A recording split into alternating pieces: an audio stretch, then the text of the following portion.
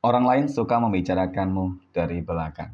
Assalamualaikum warahmatullahi wabarakatuh. Hai guys, welcome to my channel. Kembali lagi bersama aku di sini Bang Cono seperti biasa. Pada kesempatan kali ini, aku akan kembali general reading ya.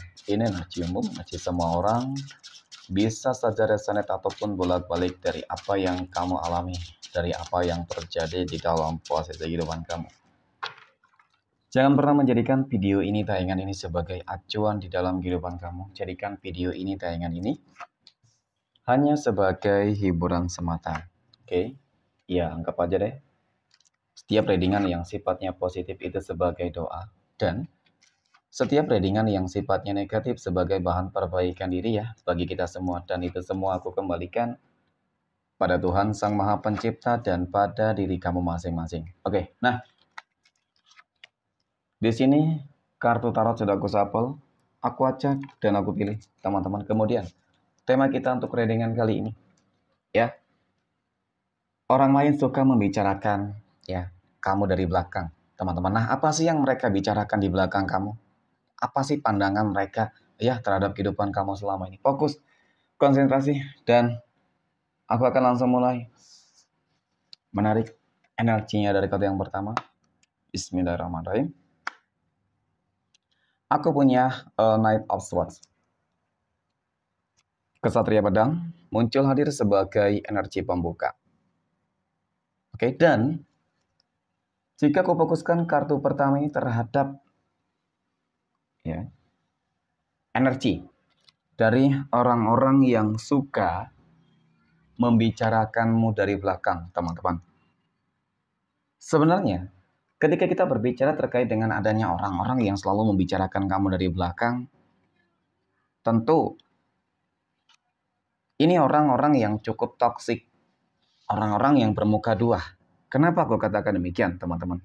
Seolah-olah mereka bisa memutarbalikkan fakta, ya, baik di depan kamu, apa yang kamu bicarakan terhadap dia, lain, ya, yang akan disampaikan terhadap orang lain. Dari situasi dan kondisi ini tentu ini sesuatu hal yang cukup memprihatinkan ya, karena sepertinya orang-orang yang membicarakan kamu, teman-teman, ya,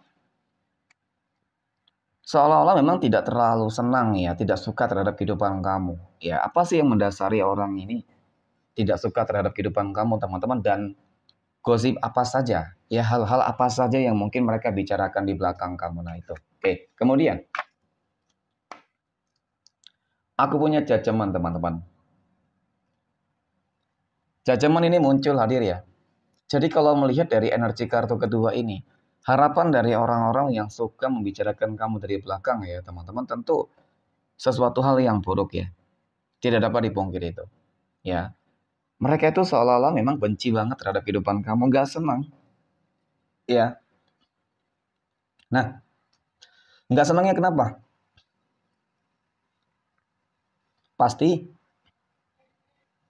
ada beberapa hal ya yang membuat banyak orang yang membicarakan kamu, keburukan-keburukan kamu sih memang ya, teman-teman, yang paling utama.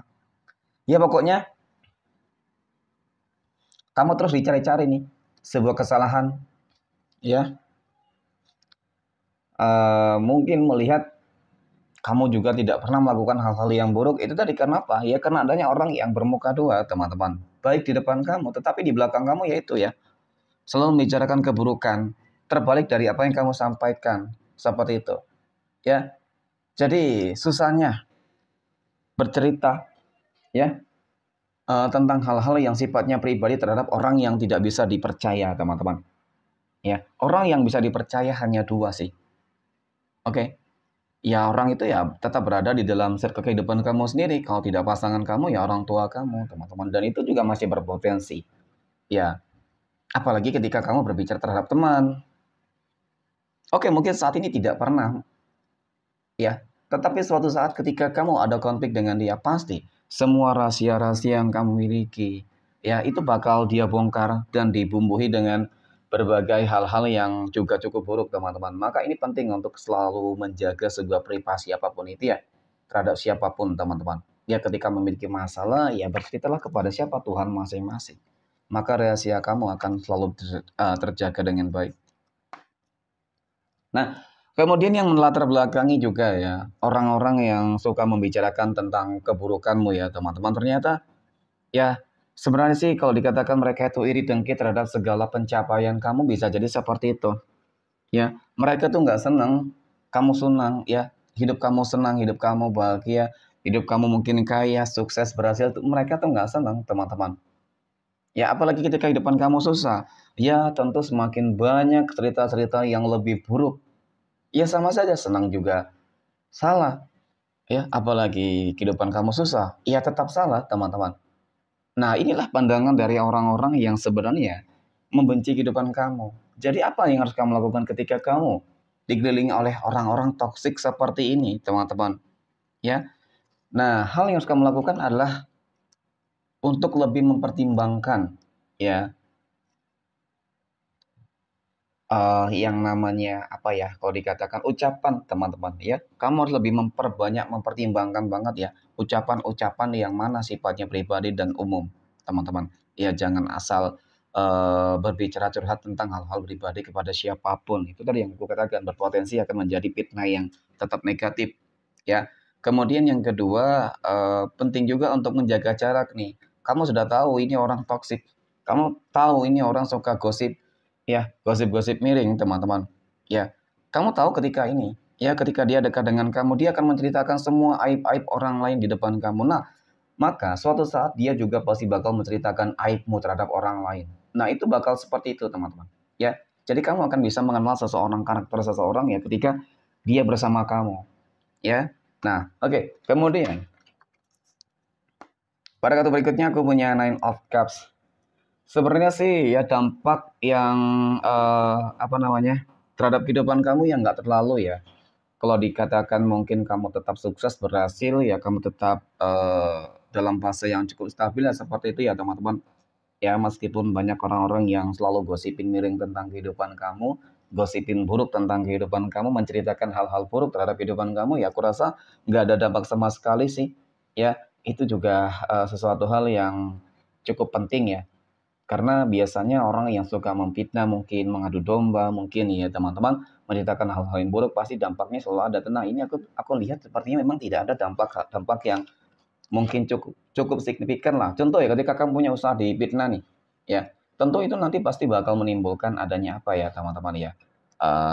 Mungkin usaha kamu jadi menurun ya kan penjualannya seperti itu. Nah ini tidak gitu ya. Jadi seolah-olah memang Tuhan selalu memberikan rezeki yang cukup untuk kamu, rezeki yang luas untuk kamu teman-teman. Ya kenapa ini bisa terjadi? Karena kamu orang yang cukup sabar. Ya, kamu orang yang cukup legowo nih, menerima segala sesuatunya. Gak apa-apa orang mau memfitnah, gak apa-apa orang mau menjolimi teman-teman. Karena kamu yakin tentang adanya sebuah karma. Kamu yakin bahwasanya Tuhan itu tidak pernah tidur. Tuhan itu selalu melihat teman-teman perbuatan apapun yang dilakukan. Ya, oke. Kemudian yang terakhir aku punya The Hero Pen teman-teman ya, The Fool dan The Hero Pen.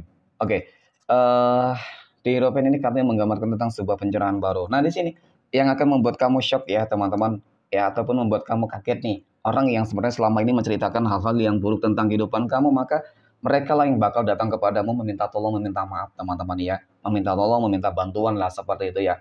Nah berbeda ketika mungkin dia menceritakan ya begitu banyak orang-orang yang selalu menceritakan tentang keburukanmu teman-teman ya, mereka nanti yang bakal membutuhkan kamu gitu. Ya, seperti itu. Itulah sebuah keadaan Tuhan itu Maha Adil teman-teman. Ya, Tuhan selalu menunjukkan sebuah kebesarannya. Ya, Tuhan selalu memberikan sebuah kehidupan yang lebih baik bagi orang-orang yang memang selalu sabar ketika diberikan sebuah ujian. Ya, dan penundukan tadi, penaklukan tadi itu tadi orang-orang yang suka memfitnah, orang-orang suka membicarakan hal-hal yang buruk, ya tentu mereka bakal menerima sebuah konsekuensi. Itu karma juga, ya. Ketika dia meminta sebuah bantuan terhadap kehidupan kamu ya, teman-teman mungkin berupa dia meminjam uang kepada kamu kah? Ya, jadi memang itu sebuah karma ya. Kenapa dia meminjam uang kepada kamu? Tentu karena dia ada masalah dong, teman-teman. Ya, jadi itu. Ya, berusaha untuk sabar, ikhlas, dan jaga jarak itu sangat penting. Oke, mungkin demikian teman-teman reading untuk kesempatan kali ini. Terima kasih dan assalamualaikum warahmatullahi wabarakatuh.